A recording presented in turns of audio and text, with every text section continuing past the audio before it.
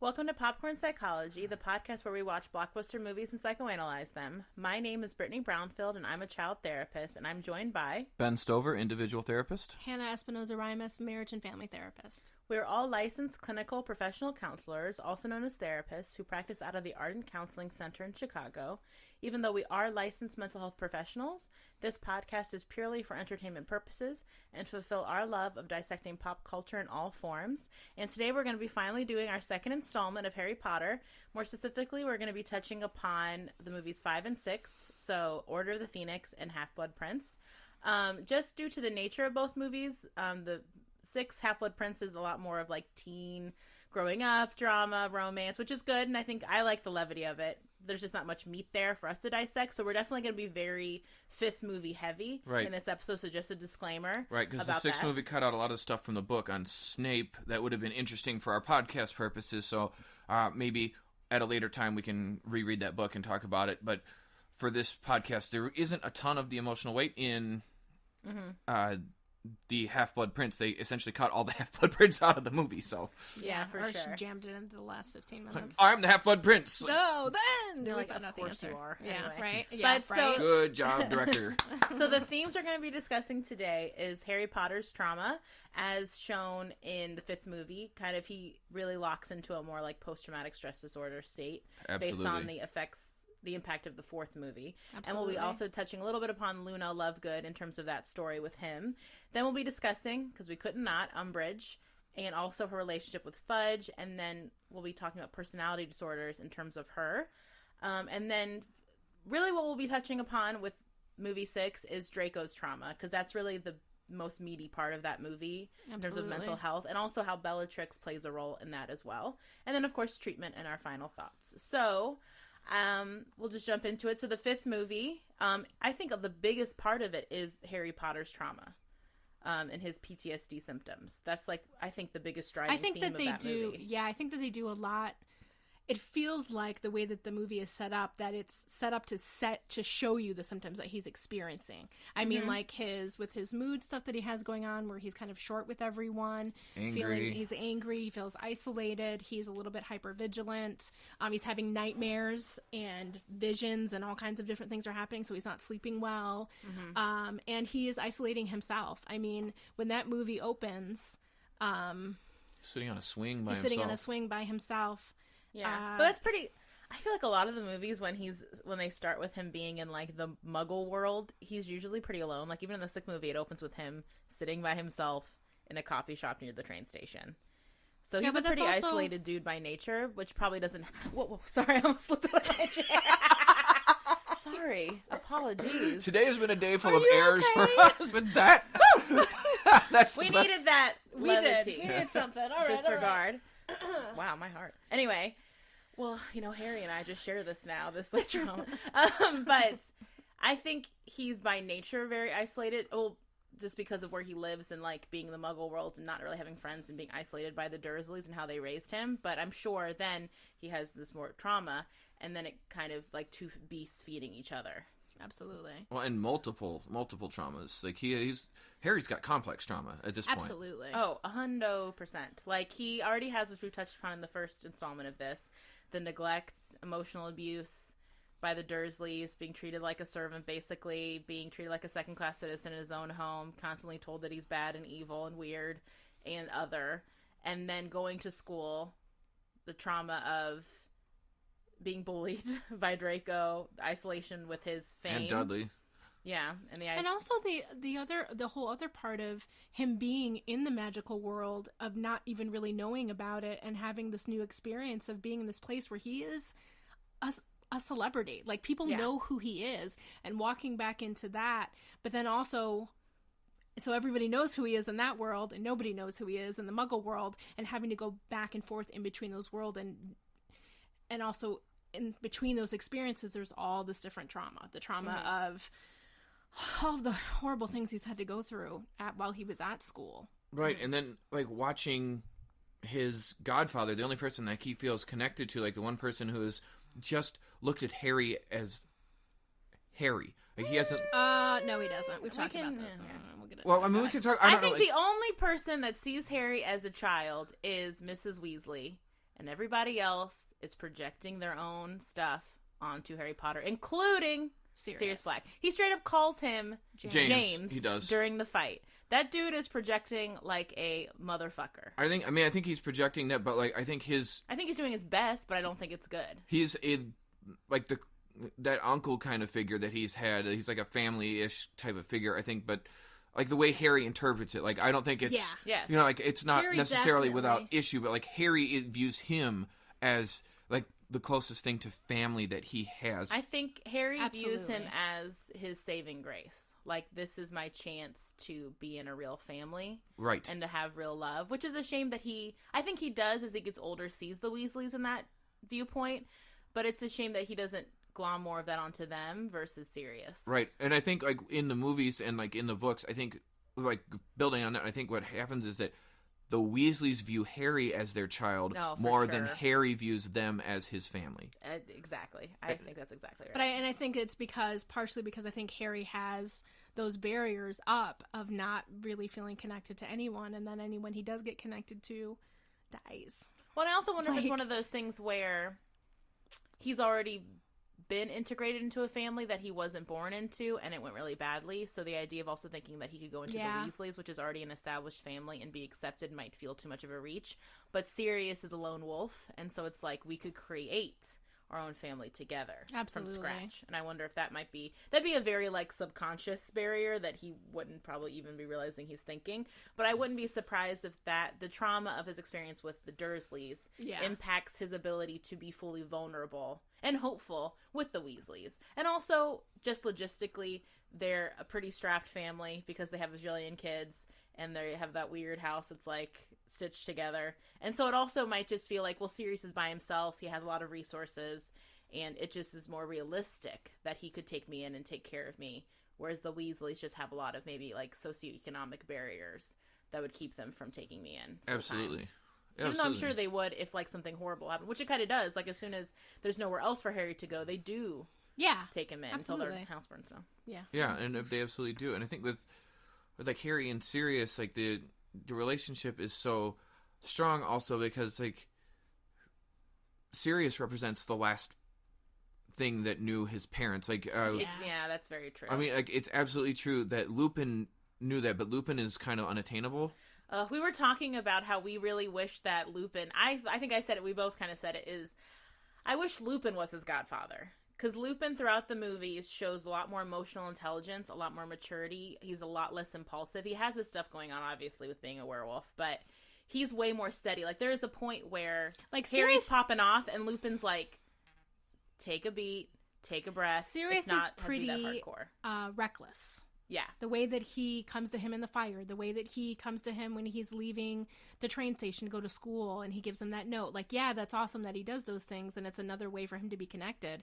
But it's also, he is a bit reckless, and I feel like Lupin, he's just kind of and I feel like Lupin is just a better, I think that he's managing his own trauma. That's what I think. I think Sirius has already lost his dad and his best friend, and he wants to spend he wants to do as much. Yeah, he's in a revenge state, and also I think he wants to do as much as he can to help Harry feel like he loves him and that he cares about him. But on the other hand, he also has so much of his own trauma and so much revenge that he wants to get back. Well, because even, I mean, through the whole of the sixth movie, he is still, or no, because he dies at the end of the fifth movie. Through the whole of the fifth movie, he is still, they're condemning him as the one that's doing all of the bad things that really Voldemort is behind. So, I mean, he's still playing this villain and still has to hide. So, I mean, I think it makes sense that his, one of his biggest hopes is with Harry, but also that he is struggling with his own sense of just being kept. He's just being kept in that house. Right, absolutely. So, I think he's very restless, and I think he's very, I guess his energy makes me nervous as a guardian because, and I've probably talked about this in the last episode we recorded, that he is, like you said, reckless, and I think he has an agenda, and I think that he has the best intentions, but I don't think that agenda is helpful with, like, wanting to be, like, the guardian of a child, or, like, the emotional guardian of a child, who is part of your revenge Well, issues. Especially because Harry is so much, when right in the beginning of Order of the Phoenix, and Harry comes in, and Sirius starts talking about the Order of the Phoenix, even though he's not supposed to be telling Harry about it, which is very clear. And Harry's like, I want to fight and I want to help. And they kind of, he looks at him for approval.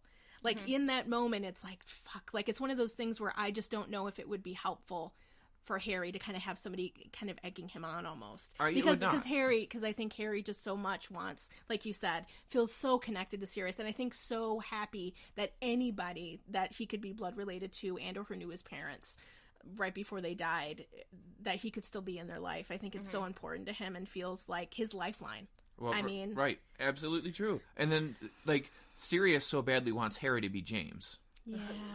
In a way that I think, I feel like I just think as a therapist, like, I would sense that, or maybe he would accidentally call him James in session, and then I'd have to be like, Harry, I need you to go sit outside for a little bit. Yeah. And then I'd have to, like, really talk to Sirius. Yeah. Be like, what are we letting this kid be his own person? Are you letting him be vulnerable in the way that he makes him be vulnerable and disappoint you in the way that he might need to disappoint you? Like, are you asking too much of this child? And even though it is, like, I always want to keep having on, it's the best intentions. I think Sirius does really want to love him and take care of him. But Sirius isn't seeing him. Yeah. I don't know how much Sirius is really seeing for who he is, where I feel like the Weasleys and, like, Lupin even, they see more of, like, a troubled kid that's really struggling. And that's why Lupin does a lot of, like, pump the brakes. But I think you make a good point, Hannah, where Lupin has gone through his own arc of trauma that has impacted his growth, and he's had to really learn how to control himself, because if he doesn't, he will literally turn into a monster that will harm people. And so he's really had to learn. He probably has, like, a myriad of coping skills, like mindfulness grounding techniques he uses to keep his temper at bay, and to come to terms with what he might have done when he hasn't been in control. So he's really gone all the way through it and learned from it, where even though Sirius has had consequences, he has such a chip on his shoulder still too, and such like a, because he was wrongfully persecuted. Well, he was, I mean, think about where he developmentally is too, is that Sirius has been in prison for... Yeah, he's kind of still a teenager, what, or like 14 a 20-year-old. years? Yeah, he probably went to jail when he was like 22. 22, something like that. Yeah, like he probably went to jail like at young, and then... At the worst jail ever in the history of the world. Right, ever, where like they literally suck the happiness out of your life and the hope.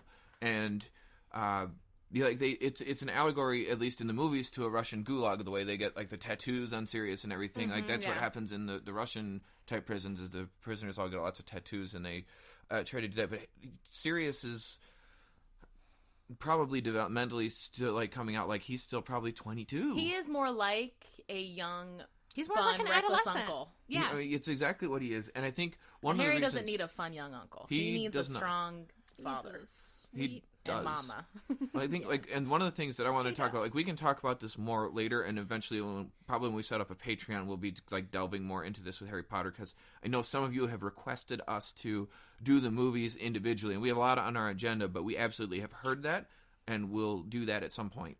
But one of the things, like Harry and Sirius, like psychologically, personality-wise, are opposites and alike in just the right ways. So like as far as like the Myers-Briggs, Sirius is an ENTP, whereas Harry is an ISTP. I'm only laughing because this is like Ben's like bread and butter, and I don't even know what my letters are as a therapist. I don't know. It'd be tough to. I could guess, but I'm an ENFP for sure. Sometimes ENTP, like, but with these people, Harry and Sirius, before you two start eye stabbing me again. I'm not doing anything. Just Brittany.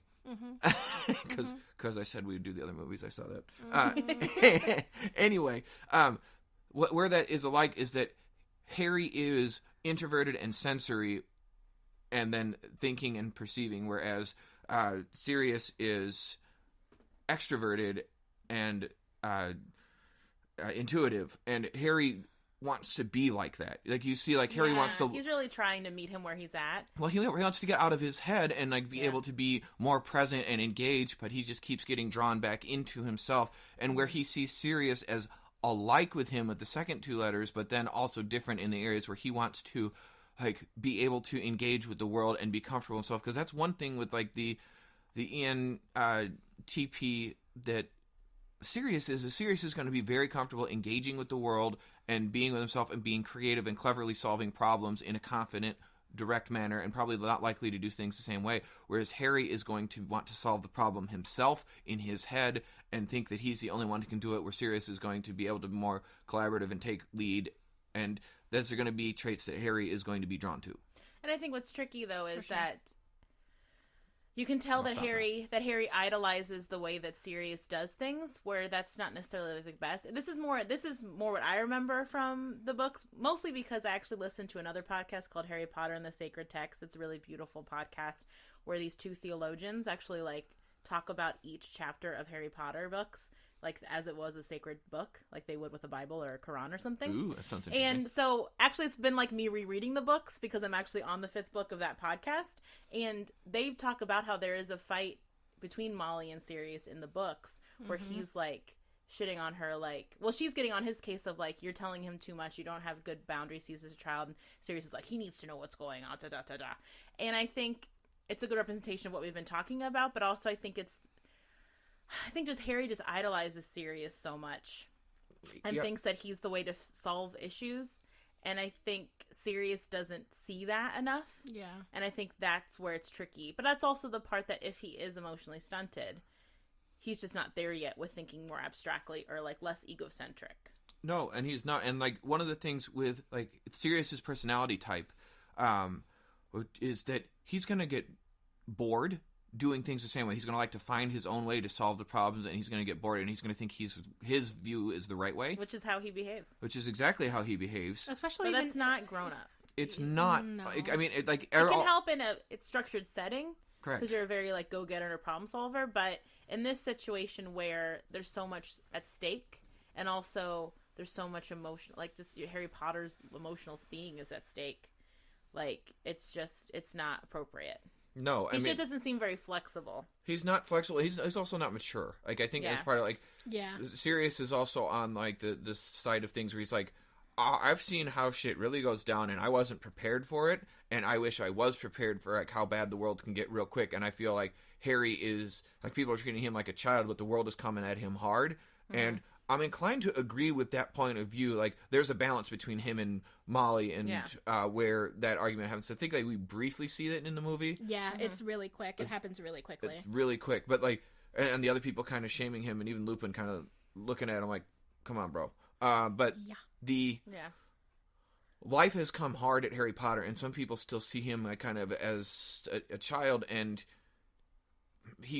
Sirius is also on the side of like, well, let's get him prepared for like life is coming at you now, bro. Like right now, and we need. Well, and I guess ready, it's also that thing where there's a balance. You can download information to someone if they feel like they really need it. Right. But then you have to follow that up with emotional caretaking. Like, Absolutely. How are you feeling? Do you need some time to, like, interpret this data? Like, do you have questions for me? And I think that's what's missing, which is where Molly and Sirius, if they could work together, they would be a really good 1-2 punch, which is, like, Sirius downloads all the scary info, and then Molly and Sirius maybe together say, okay, so do you need some time? Like, and also maybe outlining some boundaries with him still, like, this is what's happening. But you can help us with this part of it, but this part of it's too dangerous, so we're letting you know so you don't feel like you're in the dark, but this is not a problem you need to tackle. Exactly, but this also, is what we're going to take care of. Yeah, letting him know that there's some things you don't have to do, and that's what we're here for. And I think the other thing that's hard about Harry's story just in general is that he continuously has adults giving him and not giving him information. He never gets the full story about so many different things. And a lot of adults are asking gives it to him, and a lot of adults asking him to forgive them Yeah. for keeping him in the dark. Dumbledore does that almost every movie, it feels like. Yeah. All the time. Like, And Dumbledore that's trickles not- information in. And that's not okay, especially with a child who's had all this stuff happen to them, where they are in a tentative, attachment-wise place with all the adults in their life, where of course they're going to forgive you because they want to please you. I mean, this is the only probably part of the 6th movie with Harry's trauma that made me feel very icky, is when he asks him to spy on Slughorn for him. And the grossest, just the way he said it, because he goes, I really need you to go in there and, like, make friends with him, or, like, he wants to collect people. And then Harry Potter goes, so you want me to let him do that to me? And the way that that's phrased feels very much like a predator, like an adult asking a child to be, like, molested or something, like, to be predatored, like, have a predator, like, into their lives. And I know it's not like that with Slughorn, but it felt very much like a situation where Harry was being taken advantage of, and the power dynamic where I don't think he could ever say no to Dumbledore. Yeah, like, I don't know why, like, exactly. Like, even giving Harry the illusion that he had a choice when Dumbledore would ask him that is ridiculous. I totally agree. I think that Harry felt like he had to say yes because he would do anything for Dumbledore. Like, even though Dumbledore continues to be withholding. Because he could have put it in a different way, like, hey, listen, Slughorn's back. He's probably going to want to be up your butt because he loves famous people. Yeah. So when you're hanging out with him, probably will happen eventually anyway. Can you just pay attention to this and this and this thing and see if you get any information? But then also adding, because this is what I think. Yeah. We need, there's a piece of information that I think will really be helpful for us to figure out what's going on with Voldemort. Because it's like that part that we're like, it's never the full story. Like, and nobody is really, and Sirius kind of is giving him what he knows, but also there's so many parts that not everybody knows. So that's the other hard thing is that there's so much withholding just in general in this world that people think that they're protecting Harry or protecting the world kind of. And it's like, and it's one of those things where like, fuck, like if they could have just been able to have some of those conversations and have better communication in some different ways, how much different some of these interactions could have gone. Yeah, I agree. And I think one of the things, like we see it because we're straying into 6 here a little bit, but like with episode 5, there's my Star Wars again. Sorry, guys. Actually, I'm not going to apologize for Star Wars, but I'll get it into in book 5, year 5. It says year 5 on the books, right? Year 5. Yeah, it says year 5. In year 5 of Harry Potter world, one of the things I think that we really see that's important in the development is that Sirius is showing Harry around his family and letting him into kind of the dark side of the wizarding world, which nobody has given him a full education on. Dumbledore only trickles information in. Yeah. Arthur and Molly kind of tease it in. He gets some of it from Ron and Hermione, who educate him. Frequently, Hermione gives him kind of the facts, and Ron gives him kind of the gossip side. But Sirius just like flat tells him about the dark wizards and like how things have happened in his family and about Bellatrix and about how his family shamed him out and about the shaming of mudbloods and half-bloods and the pure blood persecutions. Like we get kind of educations about that kind of through our encounters with the Malfoys, and especially when they call he learns about mudblood the first time with Hermione. But really, Sirius is the first one to give him that like education into like, here's the way of the world fully without the sugarcoating. Like, this is kind of it. And I do appreciate that way that he provides Harry just truths.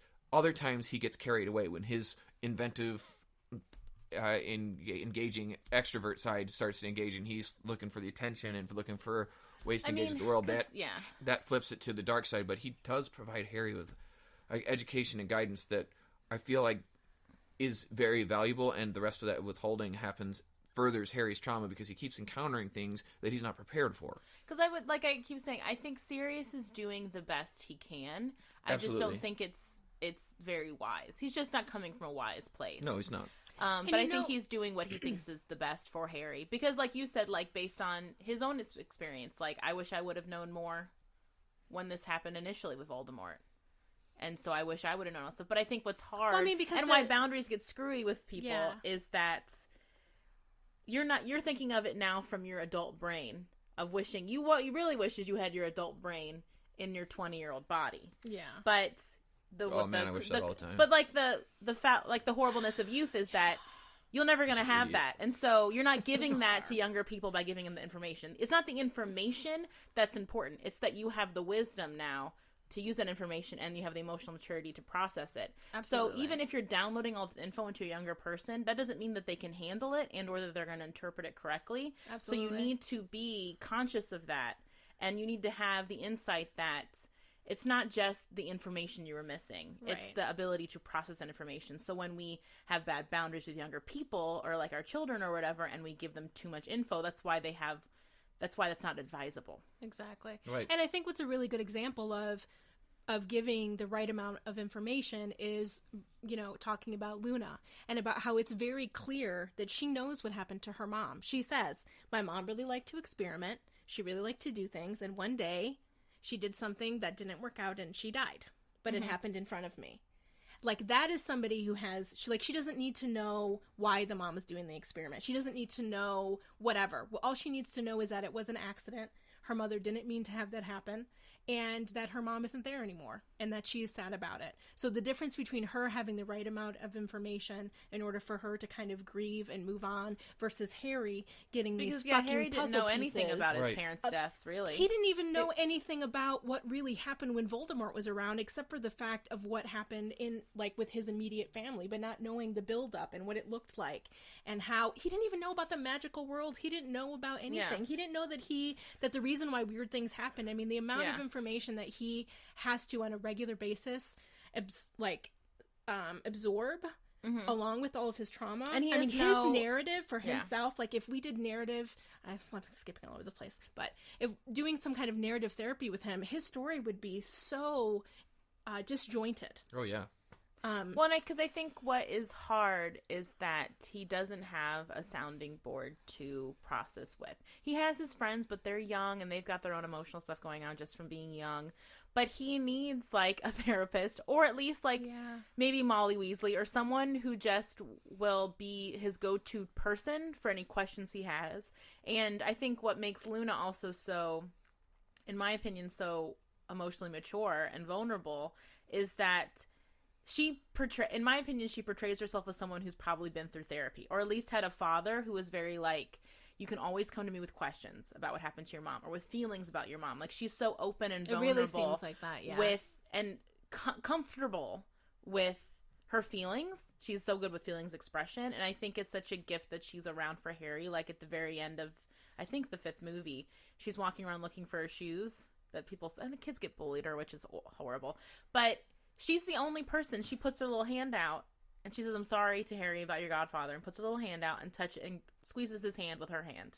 And, like, doesn't go on and on about it, doesn't make it about her, and she just says, "I'm sorry, here's a little physical touch, comfort," and, like, gave him room to discuss it if he wanted to. Yeah. Or to ignore it if he wanted to. And I think he just, because there's so much going on situationally, too, he just doesn't have a stable, like, anchor person to go to who's available to him, who doesn't have their own bullshit about his trauma or, like, his family or the situation at large.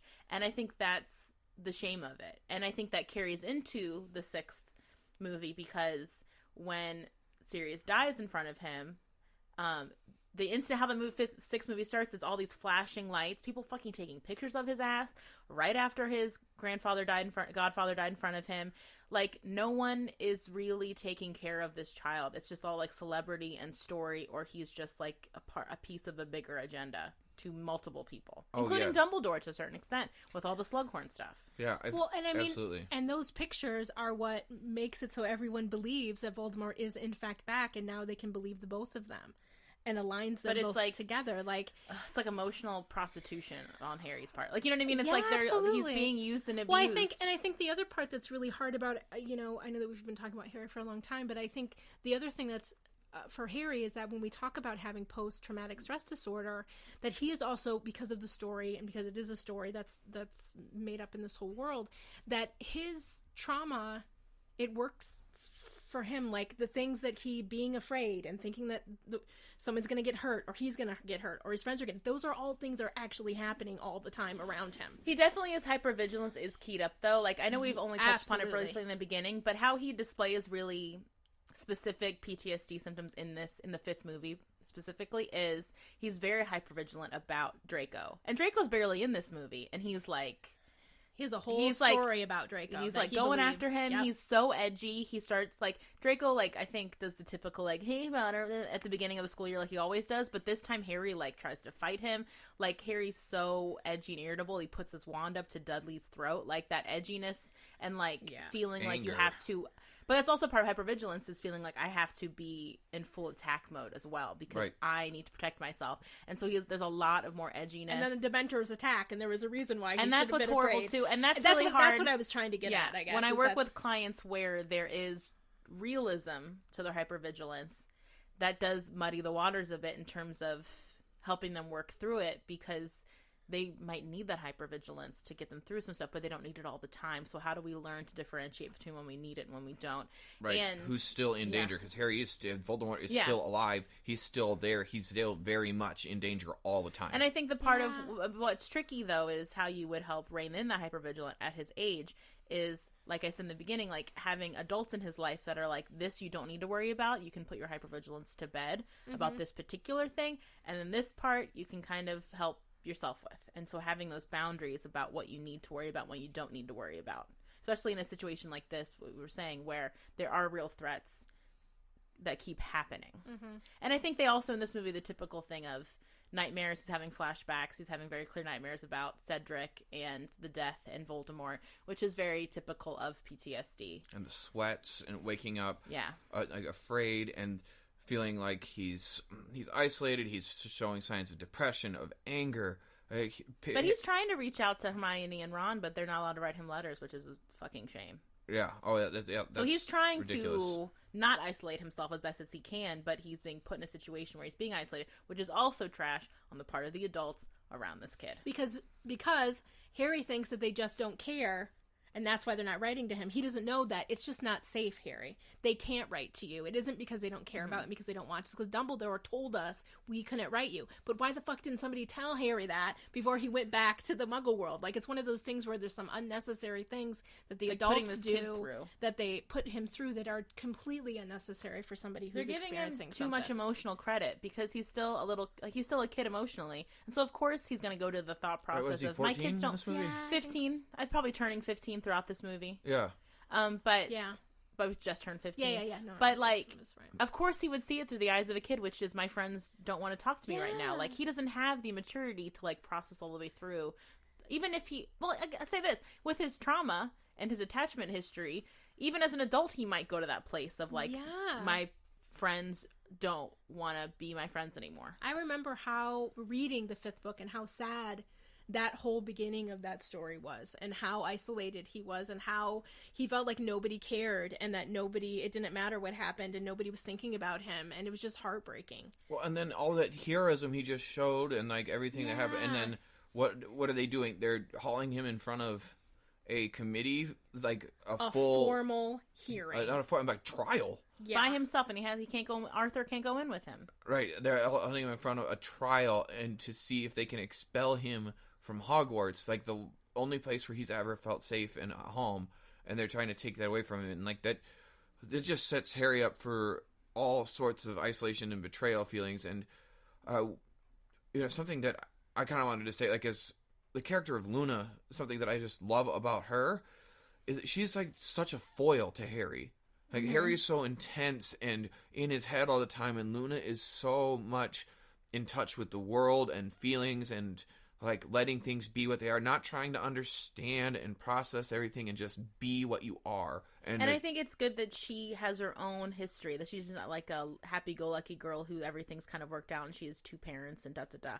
Like, she has a somewhat similar story to Harry's in a little bit of ways, and so he can't outright refute her when she offers him an alternative way to be. Like, he can't be like, well, you have da-da-da-da-da. She's like, well, I saw my mom die, and also I'm picked on at school, but I'm choosing to look at it in a different way. She does a lot of reframing for herself. She does. That, I mean, we kind of discussed when we were watching the movies, like, is this a little bit of, like, escaping the world? But I don't know. I think she's also just kind of like a dreamy kid. And maybe she fantasizes a little bit too much and daydreams a lot, and that's a way of maybe dealing with stuff. But I don't think it's bad. It doesn't necessarily. It doesn't seem to be... making a negative impact. But she does a lot of making choices about what she's going to let bother her and what she's not. She does. And she's very well adjusted. Luna looks like what someone who has been through years of therapy tends to look like. Which I wonder, too, with the actress who plays her, is an eating disorder recovery and went to, like, rehabs and stuff, I think, for eating disorders. And she fell in love with Harry Potter during that time and wrote to J.K. Rowling, and then she became Luna Lovegood. So it's, like, a really sweet story. I didn't know that. In real life. So I also wonder if the actress also conveys that within her performance of someone who has been through it, done a lot of therapy, and come out the other side. I think that's probably accurate. Okay, so I feel like we've covered kind of like, I know Harry's trauma can be, and talking about Harry, this the story is about Harry Potter.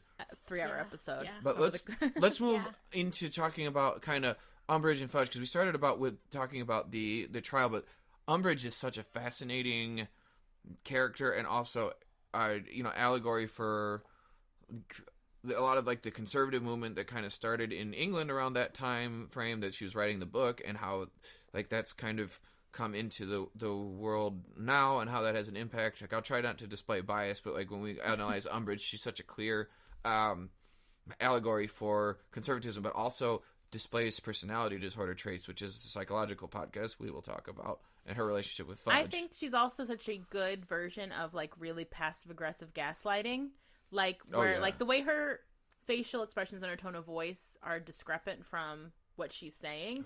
It makes it throws you off. It throws you off because it's hard to challenge someone. Like, your brain, it gets confused because it's like, I can't fight with someone who's being sweet to me in their tone of voice, but she's saying something that deserves to be confronted. So it does throw you off, and it's a good like manipulation tactic. And it's like when people who gaslight other people, where they're like, what's going on? Why are you acting like this? You know, you sound a little bit like, where they have like faux concern in their voice or faux sweetness in their voice, but they're really cutting you off at the knees. Right. And so then it challenged your intuition of like, or your intuitive knowledge of how to react to people and what they're saying, because you're like, these things don't match up. And so it's a really good manipulation approach that she utilizes throughout the movie. Yeah, Umbridge and Umbridge and Voldemort are the best manipulators in the entire Harry Potter story.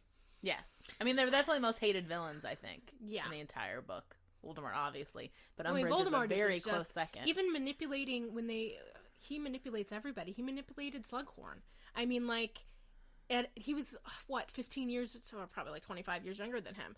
Like, or 100. I don't know. No one knows ages. Harry Potter Harry ages Potter. are hard Nobody knows to how old discern. anybody is. So, I mean, I think that, that absolutely makes sense to me. And I think that whenever I think about Fudge and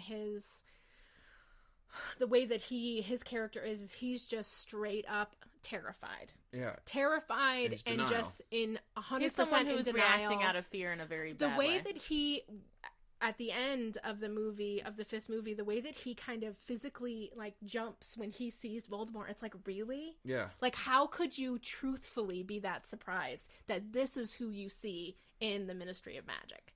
Like, it seems like such an odd, but I think it just really shows, whenever I think of him, whenever I see his name written, I'm like, yeah, fear. Like, he is just such an example of how fear can warp our thoughts and the way that we see the world. And he's a perfect person for someone like Umbridge to manipulate and to rise up within the ranks of. Like, absolutely. She's probably fucking saw him the first time and she was like, oh, okay, I got this dude's number. She has this picture on her desk. Did you see that? No. She puts it down when she is going to use the Cruciatus curse.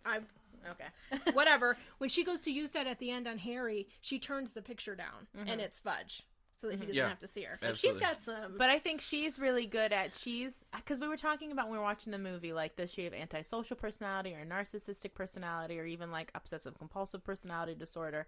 Because she definitely has the sadistic quality of antisocial, where she seems to really get a fucked up kick out of like legitimately hurting students, like burning that thing in Harry Potter's hand. She's a sadist. It's like she's definitely found a way to. She has a sex dungeon. To 100%. She has a sex dungeon. There's no doubt in my mind. But she's found a way, which is horrible, to filter her sadistic tendencies into a career in which she can do that. Like sexual predators who find like careers as being like camp counselors or like priests, and like where they create a perfect atmosphere to act out their stuff in a very where they're an authority figure, in a negative way. and especially with children, where who are they going to believe? Yeah. And so I think what makes me feel like it's more narcissistic personality disorder, which we talked about more in like our Anchorman episode, and I think maybe even in the Fatal Attraction a little bit, is with narcissism, there's a very high feeling of self-importance in whatever it is that you're doing. And she displays that so much that's where my brain ended up going. Because she, during the first dinner, like the beginning of term dinner, she stands up to give a speech, even though no one else is giving a speech besides Dumbledore.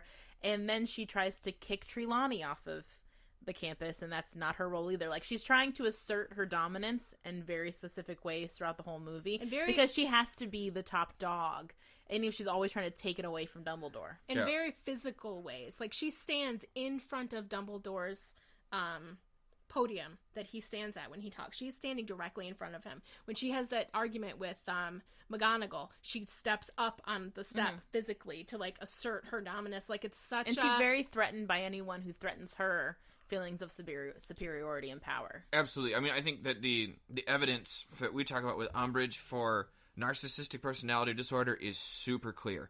And then what becomes even more clear is that she gets herself into even more positions of power as time goes on. Like she acquires power. Mm-hmm. Like she compulsively seeks it out, and then gets her authority up to try to usurp the dominance of Dumbledore, who carries a very quiet dominance.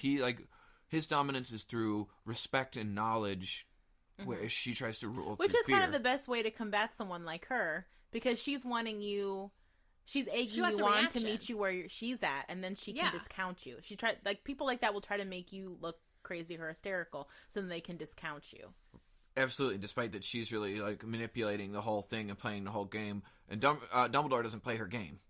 He does not empower her. He does not try to get into power struggles with her. He just he takes away the power from her in the ways that he can that are irrefutable and that is intolerable to her. Mm-hmm. She is such an excellent villain. The way to describe, she's always maneuvering and she knows how to use people very well. She gets her way in, up in her butt. She's very good in the way that's more antisocial, maybe even personality disorder, of looking at a group of people and picking out the people that she knows that she can use.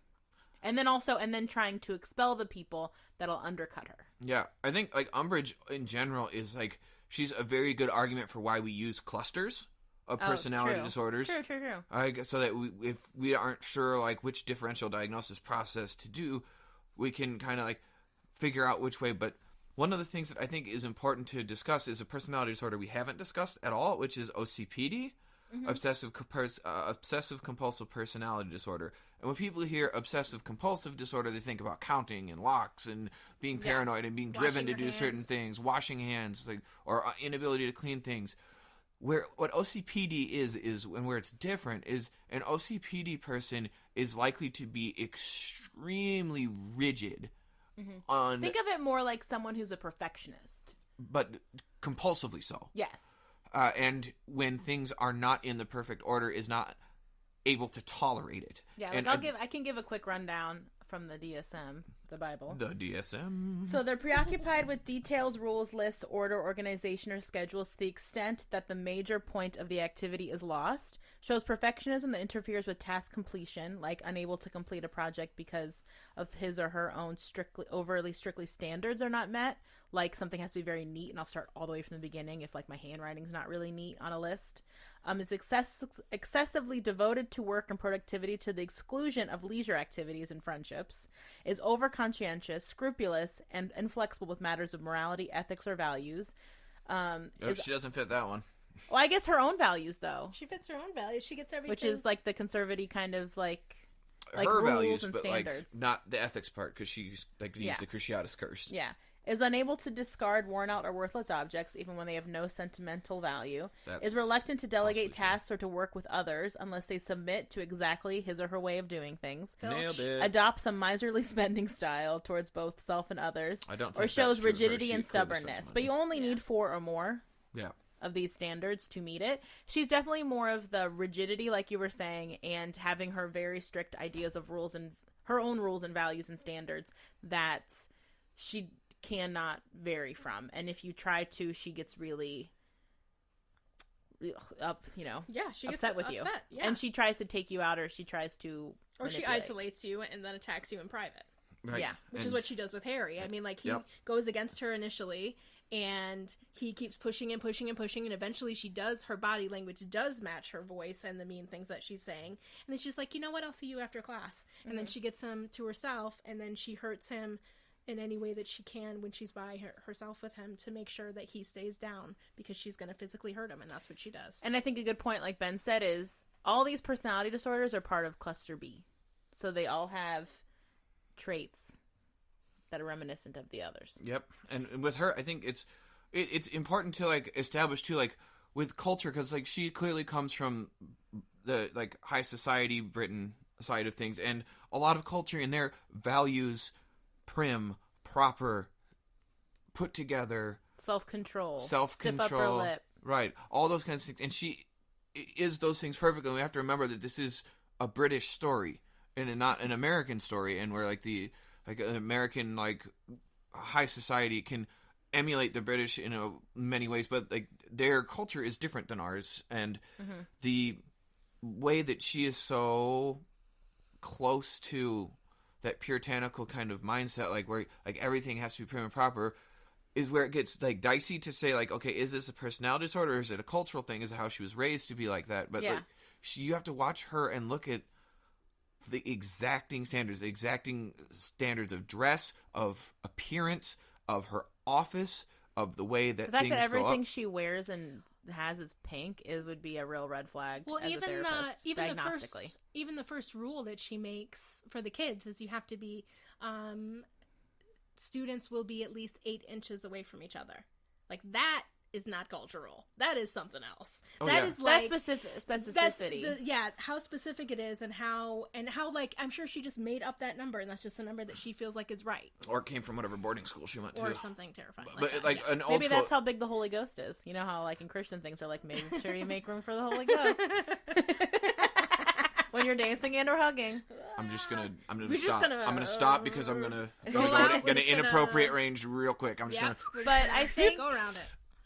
But I think what's hard about all these 3 personality disorders is that there's one of the strains in the middle of it is rigidity in your own beliefs. Yeah. And then there's also this concept of, if you don't agree with me, I will go through you. That's, I think, is very typical of like antisocial narcissism and the OCPD. Is this whole like, you either play my game or I will just like go through you in some capacity. I'll change the rules so that you can't win. Yeah. She's very, very rigid, and I think like the argument for her to be in this cluster is overwhelming. And like the evidence of personality disorder and her inability to come back to reality, and that when she gets distressed, this is the particular thing that makes it like seal the deal for me of like culture versus pathology, is that when she gets distressed, her inability to recover and her efforts to go so extreme to regain the control that she has over her environment and her world and her status, she will do anything to regain that control and maintain it, which like steers the argument back to what a narcissist would do, because the minute you take away their status, they're going to lose their shit, and they're going to want to do everything extreme to like reshift the power balance back in their favor at all costs. If they're, like having a pathology like she shows, and obviously she's a fictionalized version of a villain, so she's going to obviously take the worst possible route. She's more pumped up, too. It's like, But I think that's why the Weasley twins are such a perfect foil for her, because she has nothing, she can't hold anything against them. Because they don't give a shit. They don't even care about staying in school. Yeah, they're just that's the one thing she could like manipulate with them is like, I'll fuck up your school. But they're even like, goodbye, bitch. And they're just like, excuse me. Past our owls. Like, she literally, and that, because they're the perfect, they are the perfect foil to her, because in order to really, I don't know, like not get caught up in a person that has these issues, is you have to not have anything that, they can't manipulate anything you care about. You have to like just be playing totally off. You can't even play on the same board as them. You have to be in your own situation. Like who she can control, and then she uses potions on Cho. That's fucked up. That's super fucked up. Uses the truth serum thing. I mean, and That's not what it's called. It's called, they have a name for it, but I can't think of it. But yeah, she goes to the point of like changing her, when she can't win, she changes the rules. Yeah. And like bends the rules, like, which and that's is where, sort of like, and that's also some sort of like narcissistic personality disorder, where it's the delusional part of it too, where you create a story for yourself to validate what you're doing. Right. Because she does something, I can't remember exactly what she says in the movie, but there is a certain point where she like starts making excuses for why she's doing what she's doing, to like take ownership off of her and to validate the horrible decisions she's making. The way that she ratchets up everything, like when she is like, how she goes right to the Cruciatus. I cannot say that word. Just let it go. Whatever. That curse that she's going to do on Harry, like she has to ratchet that up because she can't get what she wants. And then when she is standing in the woods with them after they trick her and they get her out in the woods and the centaurs, and she's just yelling and yelling louder and louder to try to get them to like, but she's also yelling insults at them. Like, you are not going to win this no matter what you do. But the top dog in this situation. They will kill you, bitch. But what Ben is talking about how she, to her own detriment, she can't calm the fuck down. She can't adapt. She can't adapt. Nope. She's not getting what she wants. These kids took her out in the woods. Her outfit is a mess. She's filthy. And there's nothing that she can do. She's just going to keep yelling and yelling until... I assume they ripped her apart. Did they kill her? Did they ever No. reveal her fate? I don't know. I don't feel like we ever saw her again. There's a she's on the newspaper. Okay, I don't recall. She was missing, and then they found her, and then they were trying her. Oh, okay. That's good. Yeah, I don't remember. Because I was like, did they take her in the woods and just rip her from them? Because I couldn't really remember. Okay, so I feel like we covered Umbridge pretty well here. Do we have anything else we want to really kind of cover? Because I mean, like, she's another, like, she's so, there's so much to her, but it's also so cut and dry that, like, yeah, there's a personality disorder cluster here. Like, is she a perfect, like, match for anything? No. Is she a perfect match for that cluster? Absolutely. I think maybe one thing to say is, working with clients who are in this kind of cluster of personality disorders, I think a lot of times what I hear from clients is, how do you work with someone like this, or from the people in the population? And I think what I try to keep in mind is that Dolores' personal life is probably empty as fuck. Like, she probably does not have a partner. She probably never really has had appropriate, like, romantic relationships that were healthy. All of her relationships were probably built on power dynamics, where they were either pawns or something to her, and she probably really hasn't had genuine emotional connections or, like, satisfaction. Like, even though she probably thinks that she's got a really well-rounded life that she wants, there's probably a lot of facets of her life that are missing, that are causing her distress, that she's not paying attention to. And I think I try to keep that in mind when I work with clients who kind of portray themselves in this fashion, is that they aren't living like happy, healthy, well-rounded lives. And what a shame for them, especially if they don't have any insight about it, they can't even see what they're missing. Like, that is horrible for them. Well, and so that helps me have empathy working with them, because usually by the time someone like her would come to our offices, a lot of times it is like romantic relationships, like they're finally in love with someone and they can't get their shit together, or they're falling apart at work because they can't adapt. Because that rigidity, she found a way to make it work for her life until it literally almost killed her. Yeah. But, like, it could be after this situation where she's like, I almost died. Yeah. And so I need to change, and but they have no comprehension of even how to change. So there's a lot lacking there for someone who's struggling with these kind of personality disorders, where it does interrupt their lives, or it just interrupts their ability to have a full life. And I think, and the other part of, I think, which is when you have somebody who wants to have so much control, it's because it's so much distress. It's because they're in so much distress that the only way that they cannot feel distressed is to have control of everything around them. It would be really interesting to see what her childhood was like. And how miserable, like you said, Brittany, how miserable she really actually probably is. And how much turmoil she has on a regular basis, that she is making up these rules for these kids at this school. Like, half the people don't behave this way. Yeah, like, and just knowing that and remembering that the reason why, because I definitely have had to tell myself this working with people who are really hard, that I've worked with in the past, who've struggled with these same kinds of things, and remember that they're in so much pain and they don't have anyone. Because the way that their pain is shown is by doing all of these acting out in all of these different ways that just push people away, and that's the only thing that they know how to do. Because there's no vulnerability. No, you're not allowed to be personality. You have disorders. to be an alpha dog all the time. Right, and I think that was probably encouraged for her, like, that behavior, like, to dominate and to control. But I think that if we want to, like, talk about, like, kind of like what that might have looked like, as we move into Draco. Yes, that's a good segue, because I was thinking that too, is like, he is another situation. I think I touched upon this in the last episode with Harry Potter, is that he comes from a family where, like, bullies don't, I think what I said is bullies don't get created in a vacuum. No. And Draco is a really good example of that, where everything he's doing is almost a direct modeling of what his parents do around him and to him.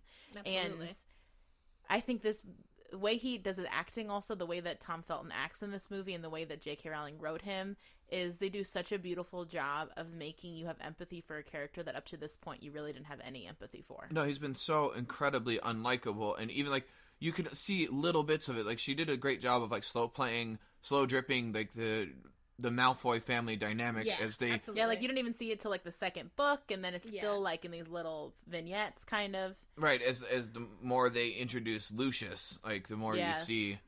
And you don't even see, like, Narcissa and, like, how she even feels. Like, Narcissa is also a very good mixed bag in how I feel about Narcissa. Like, I feel like Lucius is a genuinely bad guy. oh, yeah. And I think Narcissa and Draco might have been better people if he was not in their lives.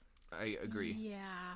So it's a typical thing of he probably is like patient zero in terms of all the toxicity in that family. Oh, yeah.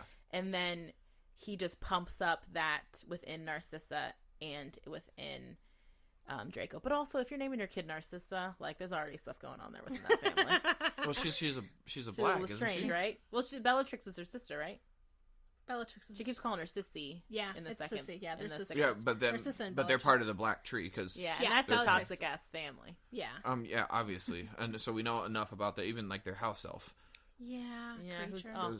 all that internalized self-hatred. Yeah. Anyway, so with Draco's trauma, what we see in this movie, it's more like actively happening, where he is being put in a situation that is so horrific, where he's being manipulated by all the adults in his life.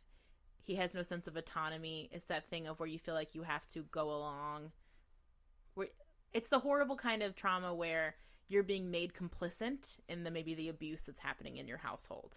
Like, you are also being made to maybe, like, sexually abuse your younger siblings or to beat your younger siblings. Like, and your parents kind of make you part of that thing. And, like, there's much, it's like almost like a cult. Well, it is a cult. It's definitely And it's called like, Death Eaters and are that's cult. what cults do Yeah. is they'll have different parts of the cult's members, like the newer ones, like, prey on other people, because then it makes you complicit in it too, and then you're part of it. And so you can't really leave because there's a lot of shame. Well, you and can't guilt. out them because Yeah. you also did it. Yes, and so it's a really good way, predatorial wise, of like making someone part of your team whether they want to be or not. And it's just all that stuff where his sense of family and love is very conditional, and it's all just based on if he is willing to go along with the horrible things that they're doing. And there's no autonomy there for him, and there's no love unless you're complicit, which is horrible. Not unless he wants to be accepted or loved. Like, he can't.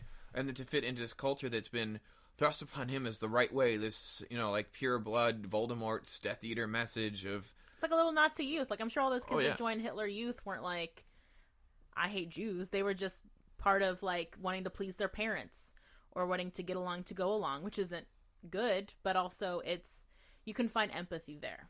You can. Not to excuse Nazis. I'm not trying to excuse Nazis. But... You better not be. So I was just had a random thought about Lucius and wondering if,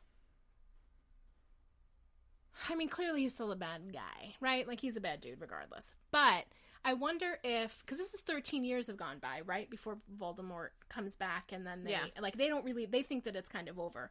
It kind of does feel like... Well, Lucius knows it's not. Does he, though? Yeah. Because he seemed a little like, oh, he seems back. a little like, oh, fuck. Holy shit, this dude is back, and now... I gotta play my family is now involved, and now I can't save anyone. And so, I don't know. Sometimes I feel like, yeah, Lucius is definitely a bad guy, and he clearly needs to have control, and is just, again, just kind of like a bad dude, like, for sure. Yeah. But I also wonder if he also wasn't expecting to have to go back into this world where everything was so black and white. I mean, he genuinely looks terrified most of the time. I feel like He definitely is scared of Voldemort. Yeah, he definitely is scared of Voldemort. But also knowing that I just can't imagine him letting this happen to Draco and knowing that he would get picked, and what a perfect manipulative thing for Voldemort to do to make it be that Draco has to be the one who kills Dumbledore. Like, I just can't. It's such a perfect, horrible thing to ask, and then for the anxiety of the rest of the family to be like, oh my god, like, if he doesn't do this, he's gonna kill my son. Like, right. I think if Narcissa had more feelings of autonomy and strength, she would have taken Draco far away. But I think also it's such a scary environment where you can't really escape Voldemort. He's kind of like omnipresent, where there's the energy of like, we couldn't go anywhere. So it's like a really horrible situation. And Draco is very secret police kind of a thing. Absolutely. And what's sad for Draco, and that's kind of his fault, is that he hasn't really created good friends. like up to this point. So like if he was like a Harry Potter type where he had like Ron and Hermione, maybe other people, he could maybe say, this is happening to me, I don't know what to do, can you help me? Yeah. But he's already so isolated by the way he's been raised, which is you don't have good friendships, you're always an alpha dog. So then when you come to these situations where you need help, right. You have you're subservience. fucked. Yeah. And so Crabbe and Goyle are Goonies. They're not. And they're goons. And so they do a really good job though of showing throughout this whole movie how conflicted and how upset Draco is. Because Draco, I think, if he was allowed to love Dumbledore, I think he would very much. I think he does love Dumbledore as much as he can with how much Dumbledore's been shit on probably in his household. And he doesn't want to kill him. I think he wishes he could love Dumbledore. I think he loves Hogwarts. I think he feels safe at Hogwarts. Hogwarts is a safe place for him, even though he demonstrates all of these kind of bully, kind of shitty stuff that happens at home, and he takes that with him. But I think there is some safety there, and he needs to have some positive stuff. And so I do feel like, and I also think that he knows that Dumbledore is a really powerful wizard, and like somebody in this situation where power is always the most important thing, right?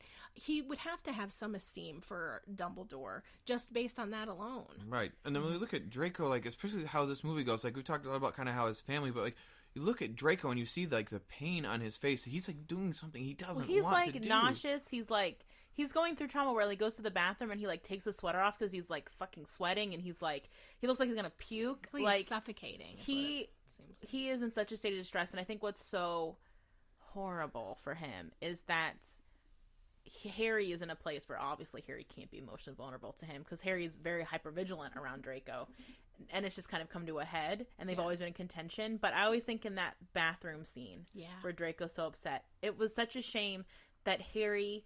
Because Harry doesn't, and I don't expect him to have this emotional intelligence or growth, right? To come in and if he could have been like, "What the fuck's going on, man?" Like, you seem like just if he was able to come at him with an open hand instead of a closed fist, like how interesting that would have been, and that could have been a real turning point where Draco was like, "Fuck, I'm just like because he was." I bet you if someone would have offered him another option, I wonder if he would have taken it. Because he seems desperate in those moments. Especially because he ends up essentially just getting it to be where all of the Death Eaters can just come into Hogwarts, so he still doesn't actually have to do it himself. And he looks horrible.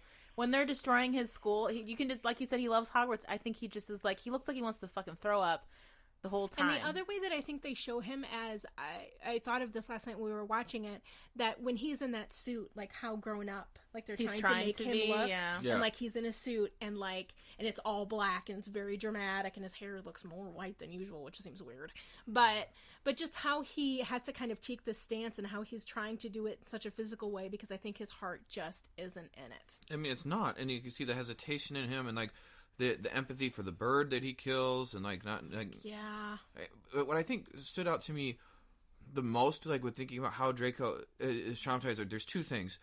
The first is that like when he gets into that fight with Harry, like he's in full survival mode, but then like despite like he knows what he's doing is wrong, when Harry uses Snape's curse on him and leaves him bleeding out on the floor, like that's going to solidify for him that he's not safe with these people that he feels like he's wronging, but they're not safe. They're not safe either. They're not safe either, so I may as well be with these people who are accepting me and saving me because these people will hurt me.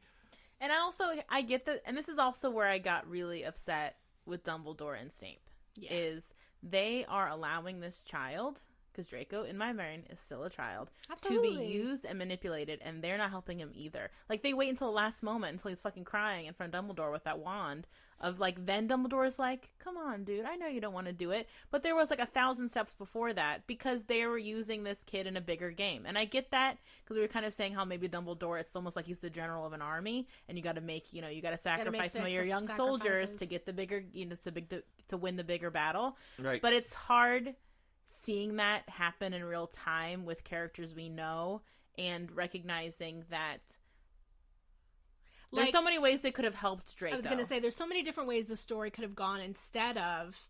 I know that, like, Voldemort and all of his stuff, and he has his fingers and everything, so it's hard to tell. But I feel like because Snape and Dumbledore inherently trust each other, that they could have come up with a better way. They could have both come to Draco and say, look, we know what is going on. But they couldn't trust him. They would have had to get his mom in there too. I think He'd tell, and then he's feeling like he's protecting his mom because they'll kill him if he doesn't do what he's supposed to do. I don't think there is a win there. But the other thing, like with Draco, that like kills me is with Bellatrix being so convinced, so sure, and so committed to her evil, and Helena Bonham Carter is just she was just the perfect casting for Bellatrix. She's so good. She's so good at everything. Hannah, she's like the squeaky frome to Voldemort's Charlie Manson. Yeah, like his just like ride or die, probably schizophrenic, second lieutenant. Yep, she's. Oh, I'm gonna get hit for this. That's okay. She's the Harley Quinn to Joker. Well, I'll allow it. I mean, that seems right. But got away with one. All right, but Bellatrix is. She also ratchets Draco up. She's like, I don't think he can do it, in a way that feeds into his need to prove himself. Right. And that's like, she is so manipulative. She's the worst. She is the worst. And like, she preys on that. She feeds on it. She's a predator. Oh, she's a huge predator, and she feeds on it, and she is out for malice all the time. Like, she is chaotic evil. She is. I agree. She's chaotic evil. She thrives on chaos. She is there to disrupt and destroy, and wants to offset everything that anybody has set up. She's like Loki. Like, I'm here to destroy everything with chaos. And but still further this mission, which makes her dangerous, is that she is committed and clear on her goals, and there is no deterring her. There is no negotiating. She doesn't see people as people. Maybe she sees Voldemort as like her big dick daddy, but like she doesn't have relationships. Like, she doesn't feel like connection to other people. At least not anybody who's not part of her mission. Like, she's going to feel very dedicated and committed to those that show absolute dedication to the cause. I was just watching Gotham last night, and like in the newest season of that, like the girl that's playing their version of Harley Quinn, Echo. I don't know if you ever watched that, but no. Echo's her. Echo. That's confusing. Echo. Spit it out, dork. Sorry. Echo and Bellatrix have a lot in common. It's like they're so committed to their leader, but also have their own twisted agenda that they warp the concepts that the leader wants even further into their own malice and chaos, and like to cause even further disruption. And Bellatrix goes in and offsets everybody, and then fuels Draco by both antagonizing and encouraging him at the same time, so that he knows that he can get this love from this person who has the love of the leader that he's supposed to love, if he acts like her. But if he doesn't, then she's going to shame him and make him look like an absolute fool and emasculate him. And like, he's just a boy. Like, he's just a teenager who got sucked into this. Never had a chance. Because his dad sucks and wanted to work for Voldemort or whatever. I think, but like, the fact that Draco can have these feelings really tells me, as like a therapist, how much potential he has to be better and to be different. And it's a shame, like, he's not like his dad, really. I think he tries to be like his dad, I think that he maybe is more like his mom, or maybe is his own person. Like, there are so many feelings there that he doesn't relish. He doesn't relish behaving this way. Yeah. I think there's just a lot of feelings that he has that are normal and natural, and sometimes it's surprising to see that in him because of how kind of stunted his family is, and how you would think that he would just be full of hate all the time.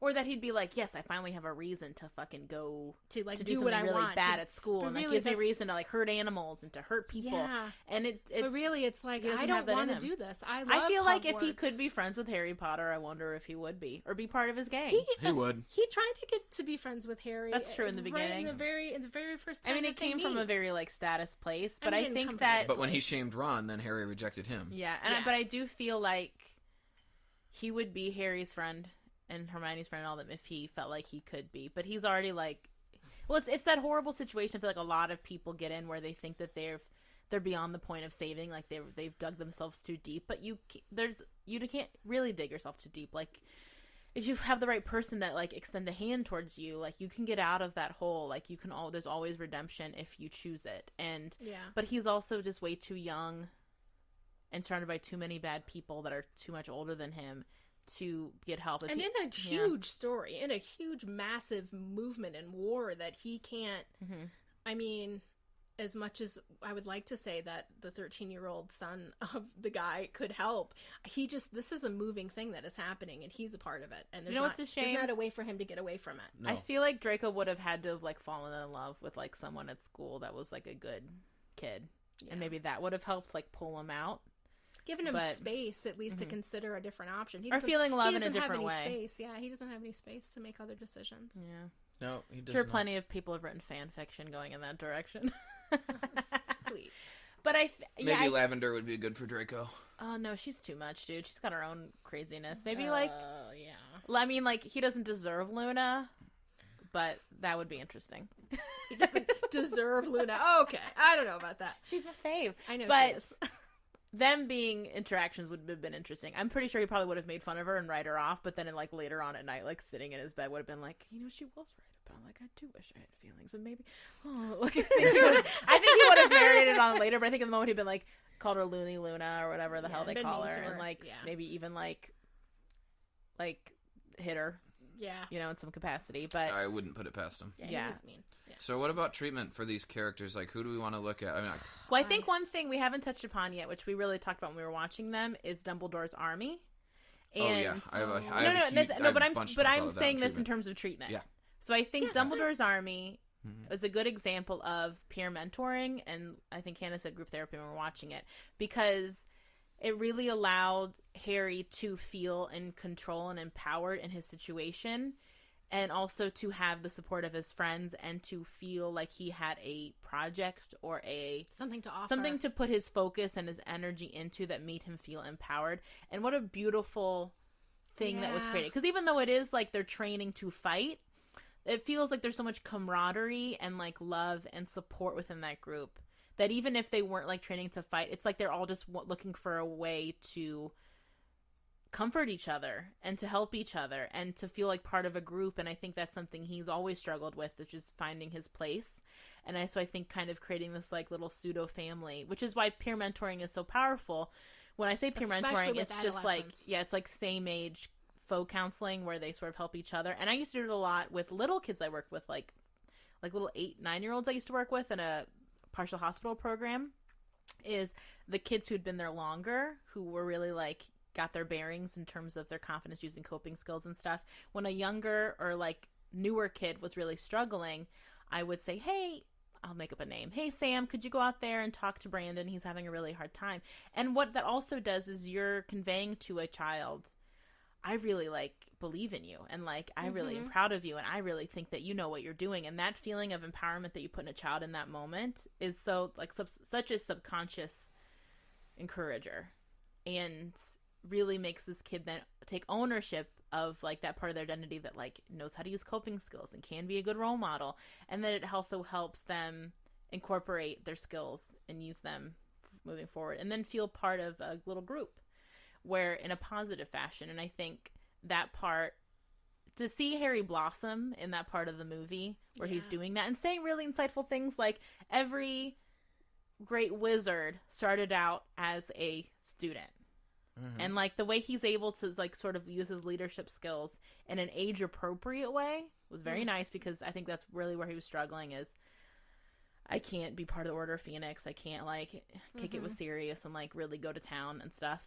And is making kind of taking all those qualities that are good qualities but might get him in bad spots and filtering them into something really positive, which also you would use like in a almost like mentorship programs as well, or community projects and stuff, is like getting a kid that has a lot of energy and a lot of maybe trauma too, and like just a lot of like pent up stuff, and putting that energy into a positive experience, which some people do with like sports. I know a lot of people talk about how sports teams are really positive because you have a singular focus, you're working on a team, like your performance impacts the whole team as a whole, so you really have to learn how to cooperate and to care about the bigger picture rather than yourself. Absolutely. And also listen to a coach and take feedback and not get butthurt about it and all that stuff. And I think the Dumbledore's Army was such a beautiful example, because they could have easily been like a gang, like we're all pumping each other up and we're gonna be like badass, and it could have easily felt very different than I think it's portrayed in the movie. And so I think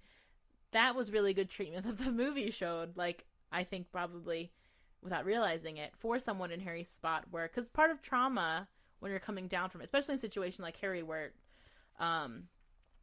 Cedric was killed in front of him and where it feels like it's his fault because Voldemort wanted him. There's so much feelings of being out of control when you're going through PTSD, especially when it's because you've been a victim of violence in some capacity, and where you feel like something happened to me that I could not change, and like maybe the guilt that comes from that. And, and they just feeling being out of control. So putting them in a sort of focused situation where then they can feel control again, or realizing there's control in other ways. So that's my treatment. and I agree with everything that you're saying here, and to build on that and look at it in a different perspective. I know I talk about it a lot. Like, Harry needs EMDR, but I'm not going to go into that today because he does. But he sure does. He sure does.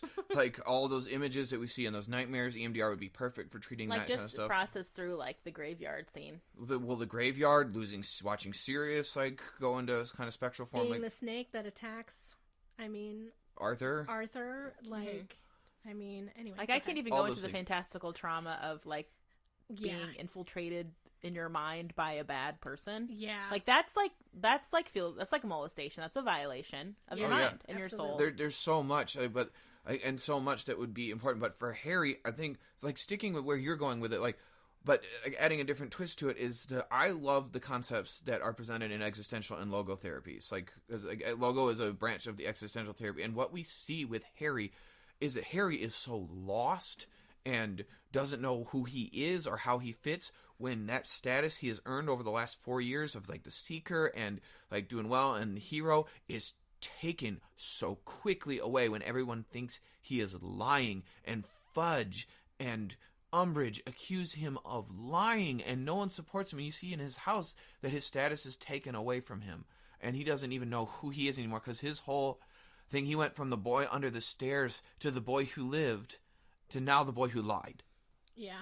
And he has had everything that he built up. Like he walked into this world a hero, and now that's taken away from him too. So he has no idea who he is. But when they start Dumbledore's army, Harry gets a role again. He gets a status. He gets something he is good at. He gets an opportunity to thrive at his strengths. Because you see, like, Hermione and Ron build him up. Like, Harry is a good teacher.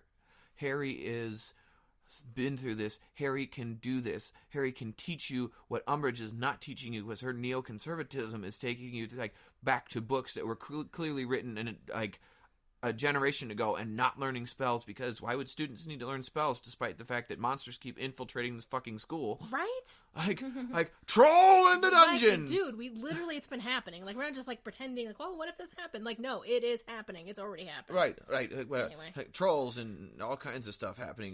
Dumbledore, or, basilisks. It's just, like, legendary monsters. Just regular stuff. Teen drama and stuff. Like, Billy kissed Tiffany instead of me, like, kind of stuff. Like, the Umbridge's, like, fantasy world. And I think also Harry gets that in the sixth movie, too, with, like, the Quidditch team, too. Like, him being captain of the Quidditch team and how much confidence he displays in those scenes in the sixth movie. Oh, yeah. And that goes, like, into your, like, point about the sports. But, like, where I think, like, becomes even, like, more important is that with this, like, this is what Harry wants to do. He wants to be an Auror. He wants to fight dark wizards. He wants to be the defense against the dark arts, like, professor, and, like, make that his career. And Harry wants nothing more than that, to fight this evil and make it stop. And this gives him a sense of meaning and purpose and brings some balance to his life where he, like you're saying, feels in control. But it's also, he feels like he fits.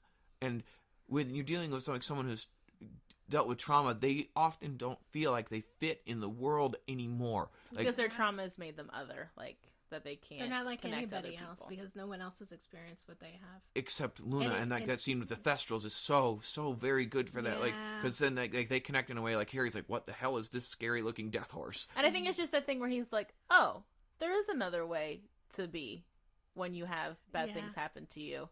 Yeah. And it really trips him up, and I think in a very healthy way. Yeah. But this, like, Dumbledore's army gives Harry, like, a sense of meaning and purpose. Like, the thing that I would argue, particularly for a child, but for anyone, is that if something has happened to you, you have to find a way to be normal again.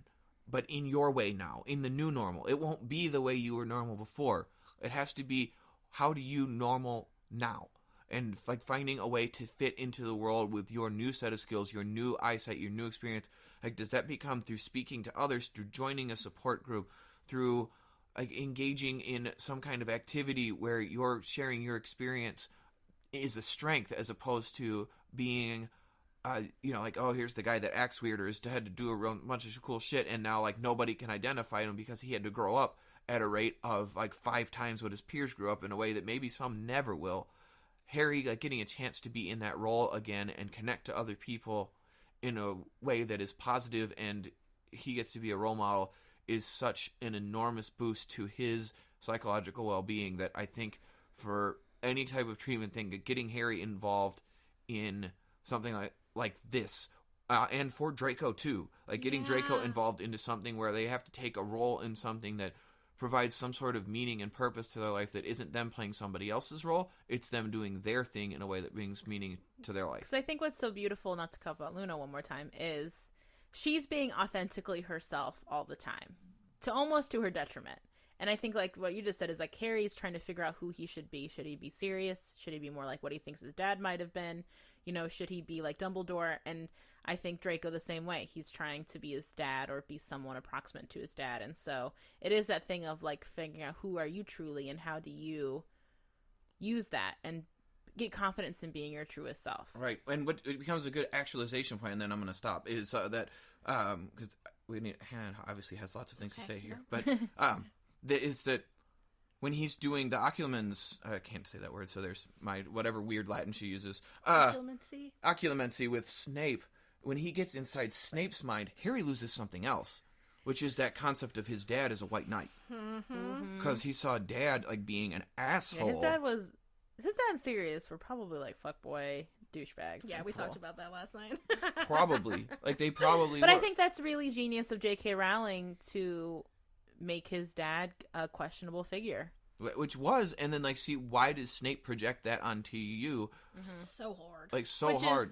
Like, they took all that stuff about him and Lily out of this movie, which made me so upset with Half-Blood Prince, because they took the Half-Blood Prince out. And have Alan Rickman and whoever would have played young Snape and go through all that would have been such a world builder for it. But, instead they made a teen action movie like Harry Potter Twilight, which was cool. Final thoughts yet. Sorry, buddy. Anyway, losing that concept of his dad, so he has to self-actualize and become his own version of himself, was huge. Okay, done now. Okay. Sorry. No problem. I sitting here listening to both of you, I think that, I don't really have a lot more to add. I think that there is something that is really magical about doing group therapy, especially with adolescents. I think that because a lot of times when kids are in therapy when they are teenagers, is that they feel so isolated and they feel so alone. No matter how many friends they have, sometimes they just feel so other. Because everyone's trying to figure out their identity. Because of the way that the brain is developing. And so I think that one of the things that I really feel grateful for, I haven't been as lucky since I've been in the private practice world or since I've had my license, but when I was in my internship, I was able to be a part of an adolescent group, and how even, it was different every time, all the meetings that we had, but most of the time there was at least one kid who would look up and be like, oh man, somebody else feels like that. Or somebody else has had this experience, and how that can shift so much of the isolation and the negative thoughts and beliefs and the story that they've been telling themselves about who they are as a person and who they're trying to be.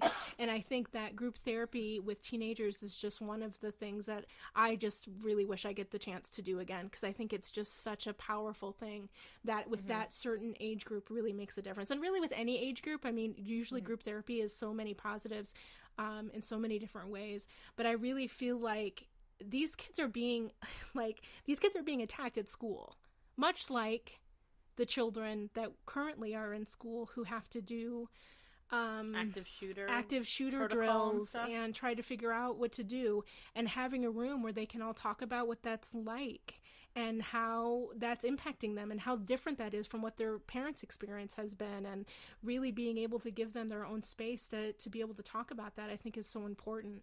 And I think that especially with that group, with adolescents, I think it's just such an important thing to be able to know that you're not alone and that the other kids in your class are feeling very similarly. And I think to watch Harry change and his demeanor change and his physicality and the way his eye contact change and the way that he holds his body when he is teaching them and giving people gentle encouragement and being sweet and showing everybody that everybody has something special that they can do, and I can help you figure that out. He's such a good leader. He's such a good teacher. He's a great teacher. He's such a good teacher, and he's so sweet, and being able to also being an only child and being kind of shit on his whole life in this other role. Like, I really think that if that wouldn't have been a part of his story, I really don't know what would have happened to Harry. Yeah. Honestly. If he wouldn't have been able to have this part. He'd been so aimless, this book.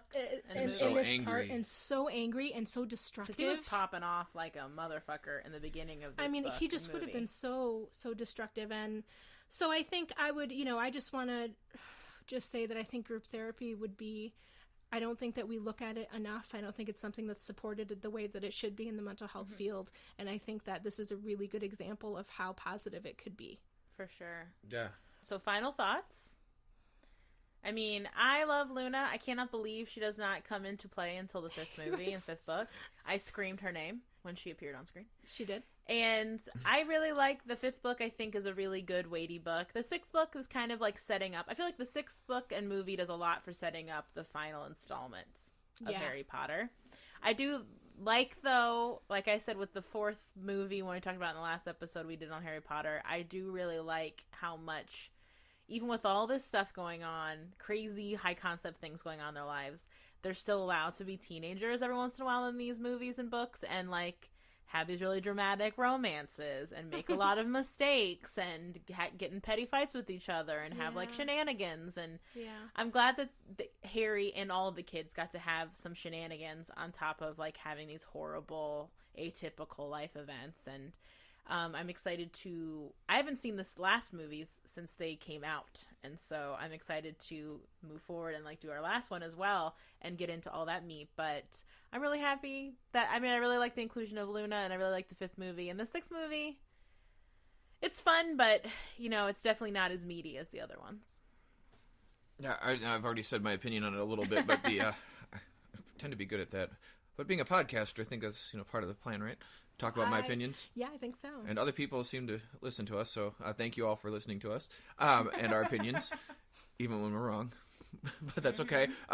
The thing I like about this, I haven't watched 5 or 6 probably since they came out. Maybe not since maybe they came out on DVD back when they came out. But I remember not being super thrilled with 5, and I didn't have much memory at all of Half-Blood Prince. But watching 5 again, I was like, wow, this is way better than I remembered it being. And it's really good at being scary in parts too, just as the way it's filmed. The way he takes sound away, the director. Yeah. During some of the really intense, scary parts, like when Harry has like the fit with Voldemort in his mind and he collapses during that triumphant scene in the courtyard. Yeah. And during when the Patronus or when the Death Eater's like chasing him and Dudley, like really good, like feeling genuinely scary. Yeah, it was definitely shot more like a horror movie, and I really liked that one a lot. I felt like the end was too rushed. It was just like all of a sudden, like, oh, we're at some ministry now. I'm like, I remember there being a lot more build up in the book to that. Like that kind of happened. They kind of took all the Neville Longbottom stuff out. Yeah, which I thought was so dope in the books when you were like, fuck,